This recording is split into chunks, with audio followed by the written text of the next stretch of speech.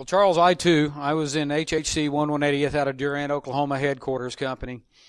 Only 2 years, by the way. I did not have a long-standing 25-year career in the military. But Charles also speaks about selfless service. And we actually had a question at the, I think it was the Rogers County GOP. And I said, well, if we get up here and describe the things that we've done, that's not that selfless, is it? But that just goes back to the things that I have done for my community in Hugo. And that goes from being a little league football coach. That goes to supporting and actually acting. And I know y'all can laugh, but I've been in little theater. I've done several plays, believe it or not. I've supported the little theater and the cultural arts in small southeast Oklahoma. I help the community in many ways. I've drug many a fire hose for the fire department, the volunteer fire department. I help my neighbors. I help my friends. And I help people that I don't even know. Thank you. I can't remember a time in my life that I wasn't helping out with some cause. Back in Hawaii, it was, save the whales, clean up the polluted beaches, volunteering to do things that, I believed were a good cause and would help my friends and neighbors and family. Coming here to the mainland, since we've lived here, I sponsored a 2 miles of highway cleanup, which we did many Saturdays on, for a couple of years. And I served as, was vice president of Seroptimus International, which is a women's organization. And we did fundraisers and, sent books to Afghanistan after the first conflict, and freedom was beginning to come back to that region, and stayed active with that. I served as chairman of the Joplin Advisory Board for their tourism department. I have served this country by simply being a good citizen. I've paid my taxes. I've been financially responsible. I have represented this country in 4 international excursions through agricultural-related programs. I've served it by simply being a good citizen and holding to those conservative values upon which our country has been founded. We'll move on to closing statements, and I'd like to thank the audience for refraining, except for that one burst of laughter. But after each candidate's closing statement, you are welcome to applaud at this time. And we will start off with Howard.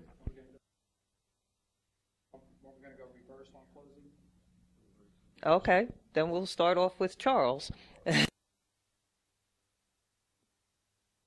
I'll go. A few days ago, I was speaking with one of my coworkers. This guy works in North Carolina, but he and I share the same position. He was asking a lot of questions that led me to one conclusion. We must send somebody to Washington, D.C. who has a breadth of knowledge, because there are so many things and they are all intertwined. So, ladies and gentlemen, I propose to you that I am the candidate with that breadth of knowledge. As I've said probably too many times tonight, I have a few days' experience in the military. I've gone from the bottom to close to the top. I have served on the border. I have served on the border because it's the right thing to do. I serve on the school board, and I serve on the school board because it's the right thing to do. We must send someone to Washington, D.C. who has wisdom, insight, and initiative. I tell you that I have the wisdom to see what needs to be done, the insight to see what will happen if it's not done, and just like when I was 18 years old and no one asked me to join the Army, and just like when I went to the border on my own and no one asked me to do it, and just like I stepped up and ran for school board and no one asked me to do it, I have the initiative to take charge just like that in Washington, D.C. Thank you.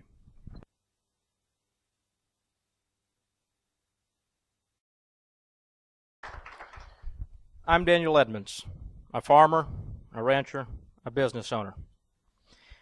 Having been born the fourth of 12 children, raised on a family farm and ranching operation, and having had the unique opportunity to serve as a U.S. Congressional intern, I truly believe that many of the fundamentals of farming can be applied to other areas of our life, including our government.